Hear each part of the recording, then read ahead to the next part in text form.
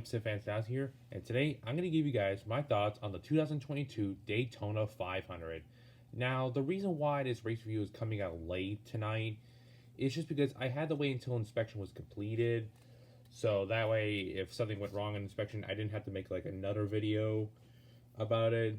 So yeah, that's why it's coming out so late. So yeah, anyways, let's get started about talking about this race here. So as we all know today, Austin Cindric managed to pull off the upset and win his first career NASCAR win in the biggest race of the year at the Daytona 500. Coming into the day, my pick to win was Ross Chastain, and basically I got right on one thing, that this would end up being a first time winner. So I'm basically right with that right there. So yeah, but my pick in Chastain though didn't really do so well, but we'll talk about that later. But yeah, and here of course we have the top five here, which is Bubba in second, Briscoe third, Blaney fourth, and Almirola in fifth. And my favorite driver, Kyle Busch, also got a top 10, which was sixth place, so that's good. So yeah, and in the back here we have most of the carnage that happened today. Yeah, and one thing I also must point out of why I have Harrison Burton like this. Well, actually, that's something we're actually going to talk about right now. Early on in the race, just before the end of stage one, Harrison Burton took a wild ride near the end where he flipped over, which, honestly, that was one of the weirdest flips I've ever seen in NASCAR. But yeah, But I was at least glad, though, that Harrison was alright after that, because that looked like a bad wreck there. I didn't know he flipped until they showed one of the replays. But still, I'm just glad that everyone was alright there. And that wreck even involved my pick, Chastain, which he ended up finishing last. Hamlin, who was one of the favorites coming in today, and Byron, who was strong in this week. And Harrison Burton was strong as well, and just ended up wrecking near the end of the first stage, which, in my opinion, though, Brad Keselowski caused that wreck there, because he gave Harrison a big shove, and that just set off a wreck there. That also involved Kyle Busch as well. And then, like, later on, after stage 2 concluded, Reddick wrecked in front of some of the field, which involved stage 1 and stage 2 winner Mark Truex Jr., Kurt Busch, and Joey Logano, which, yeah, and, Logano, he was fast this week, too, and had to go to a backup car today due to his wreck in the dual races, like I mentioned in my dual race review. Yeah, and of course, near the end of the race, we had two more cautions, which it was for the third big one, which involved Harvick, Larson, Gregson, Jones, and Gillen, I think. I think those are all the names I listed there. So yeah, not to mention also Bowman was involved in the first big one that was early on. And yeah. And then, of course, the final caution, though, was for Stenhouse and Buescher getting involved. If Stenhouse would have won this race, this would have probably been a rage review, because, of course, you guys know I'm a Stenhouse hater. So yeah, but I'm just glad, though, he didn't win that race, but I was at least glad he was alright after that impact he had.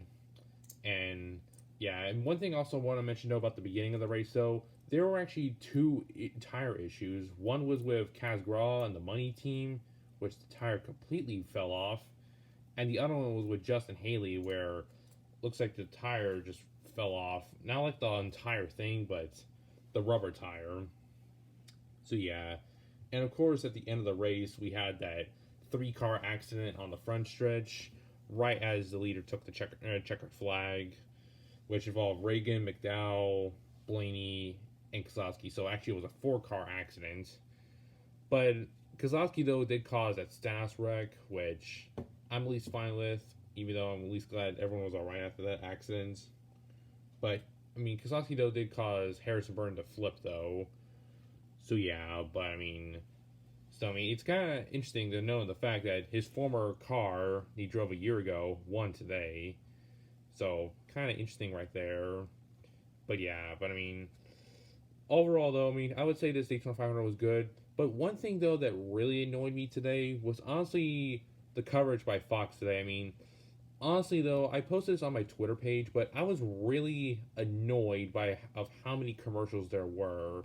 Like literally, I mean, it felt like every 10 laps there was a commercial break, which I can understand why they usually put commercials in for money, but still, I mean, there was just too many commercials today. I I was not keeping count of how many, but still. But I mean, yeah, I mean, I posted on my Twitter page. If you guys don't know, yeah, I mean, I've had Twitter for almost a full year now, so yeah. But I mean, that's that there. So yeah, but I mean, just overall though, I mean, this is a really good race though. So yeah, and of course, though the NASCAR season is back, so more race reviews are coming. So yeah, but yep. But I mean, just still, man. And overall, I mean, like I was at least glad to see Cowboys do good today, even though he's still not won a Daytona 500. I'm just at least glad he managed to get a sixth place finish after that wreck he was involved in, which is the first big one. But yeah, but I mean, I wasn't really sure if we were gonna have a chance at the end, but he at least did the best he could.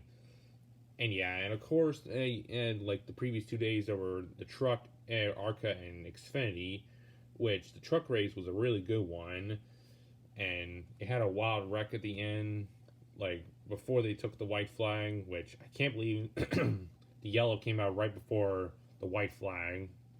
But yeah, so I mean, just yeah, and of course, congrats to Zane Smith on winning. But honestly, though, Arca was really boring. Though I mean, not much happened in it. But yeah, but I mean, still, and congrats to Corey Heim on winning it.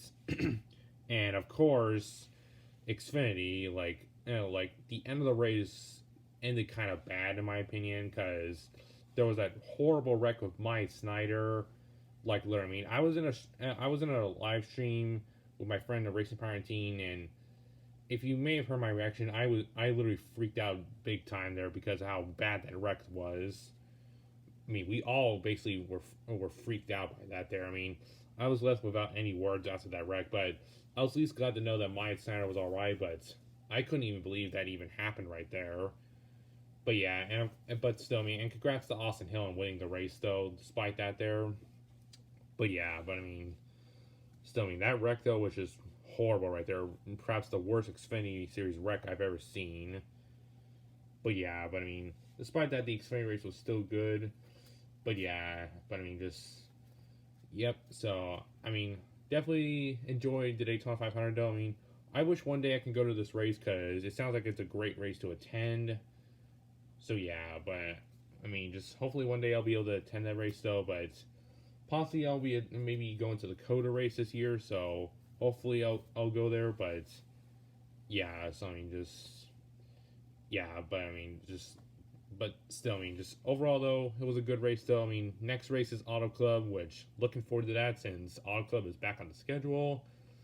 So yeah, so yep, so NASCAR is now officially back. So yep, more race reviews are gonna be coming out. So yeah, I hope you guys though enjoyed this race review here. Apologies again if this was coming out late, and I also do apologize for not that many videos lately. I've just been busy with other things, but expect maybe a train video this week.